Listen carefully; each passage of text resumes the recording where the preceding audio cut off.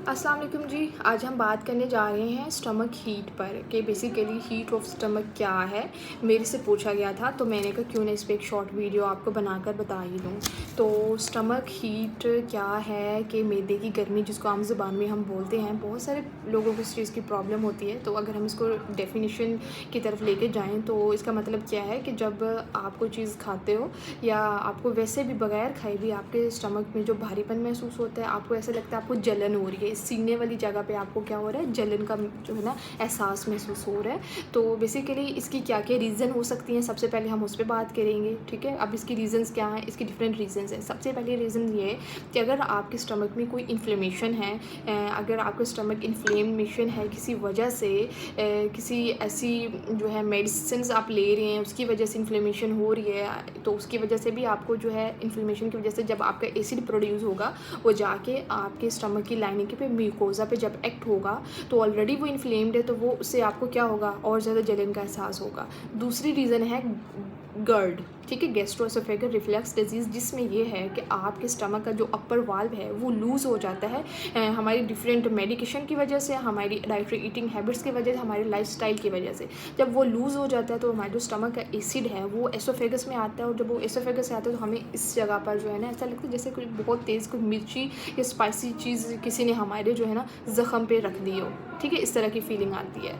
Third हमारे पास जो reason है वो है बहुत ज़्यादा कैफ़ीन का इस्तेमाल, अल्कोहल कंजप्शन और सिगरेट स्मोकिंग। ठीक है, ये सारी रीज़न्स क्या करती हैं, आपके स्टमक को हीट या बर्निंग वाली जो है ना सेंसेशंस लाने में किरदार अदा करती हैं। या बाज़ औक़ात ऐसा भी होता है कि आप बहुत ज़्यादा स्पाइसी और फ्राइड फूड्स का इस्तेमाल जब करते हैं तो उसकी वजह से आपके स्टमक में जब एसिड का लोड पड़ता है तो वो भी आपकी जो म्यूकोज़ल लाइनिंग है उसको ऐसे फीलिंग आनी शुरू हो जाती है जैसे कि बर्निंग हो रही हो। तो इस सब को हम क्या बोलते हैं, हीट ऑफ स्टमक। ये बेसिकली कोई मेडिकल टर्म नहीं है, ये हमारे एक साइन एंड सिम्टम है जिसको हम जो है बोलने में इस तरह से इस्तेमाल करते हैं कि हमें मैदे की गर्मी हो गई है या इस तरह की फीलिंग आ रही है। और सबसे सीरियस बात जो अगर हम करें तो वो हम कहेंगे अल्सर की। अल्सर भी इसकी एक मेन वजह हो सकता है। अगर आपको ये फीलिंग आ रही है कि, तो ऐसा भी हो सकता है कि आपको स्टमक में जो है ना अल्सर का साइन आ रहा हो।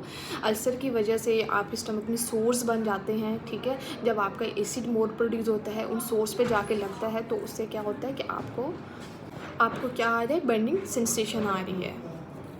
नेक्स्ट हम बात करेंगे स्ट्रेस और एंग्जाइटी की। ठीक है, जब आप बहुत ज़्यादा स्ट्रेस लेते हो आपकी जो पेरिस्टाल्टिक मूवमेंट है गट की वो इंक्रीज़ हो जाती है।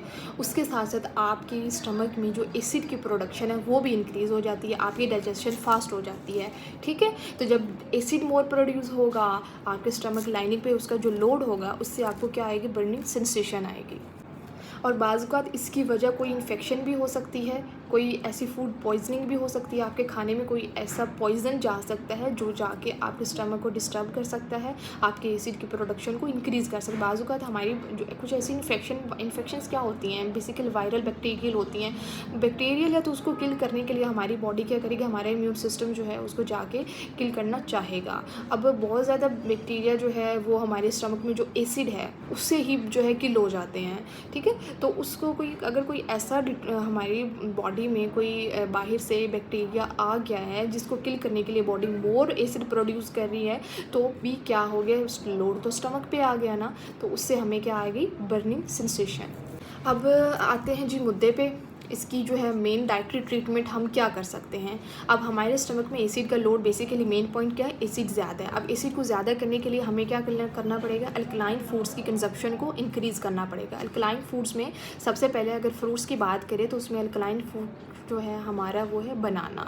ठीक है, हम बनाना का इस्तेमाल ज़्यादा करेंगे, उसके साथ हम ओट्स और ग्रेन्स का इस्तेमाल ज़्यादा करेंगे ताकि वो हमारे मैदे में जाके जो एसिड है उसको जो है डाइजेशन में अब्जॉर्ब करके उसको जल्दी रिलीफ दे। ठीक है, हमारी जो पेरिस्टाल्टिक मूवमेंट है उसको भी जो अच्छा करे, अच्छे फाइबर के साथ। और नेक्स्ट हम बात करेंगे कुकम्बर और वाटरमेलन की, क्योंकि हमारे स्टमक को इस टाइम ज़रूरत है कूलिंग इफ़ेक्ट की। जैसे हमारी कोई जगह जल जाए तो हम सबसे पहले क्या करते हैं, उसको कूल करते हैं कि इसको ठंडक पहुँचे। तो हमारे मैदे को ठंडक पहुँचाने के लिए हम किन चीज़ों का इस्तेमाल करेंगे, हम इस्तेमाल करेंगे कुकम्बर, खीरे का, जो कि हाइड्रेटिंग इफ़ेक्ट भी देता है। हम वाटरमेलन का यूज़ करेंगे।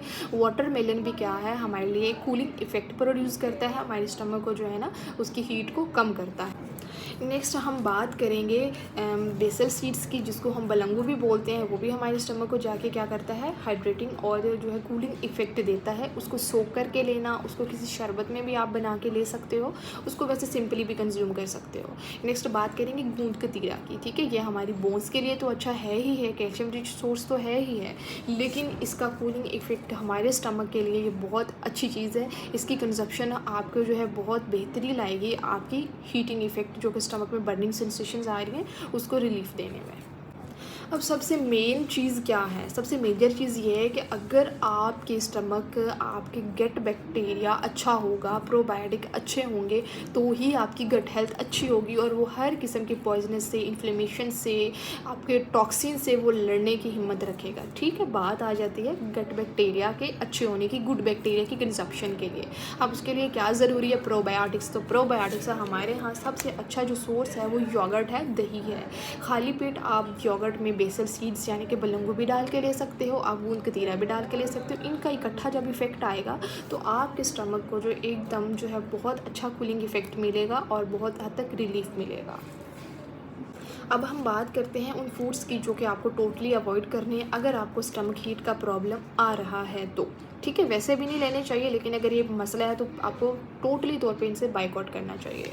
अब उन फूड्स में सबसे पहले आपकी शुगरी ड्रिंक्स हैं, कार्बोनेटेड ड्रिंक्स हैं, स्पाइसी फूड्स हैं, फ्राइड फूड्स हैं, कैफ़ीन रिच फूड्स हैं जिसमें जो है कैफ़ीन बहुत ज़्यादा हो, कॉफ़ी है, टी है। अगर बहुत ज़्यादा इस्तेमाल है तो उसका जो है आप इस्तेमाल बिल्कुल बंद कर दें। अगर आप चेन स्मोकिंग करते हैं, आप उससे जितना ज़्यादा कर सको उतना अवॉइड करो, ठीक है। और दूसरी चीज़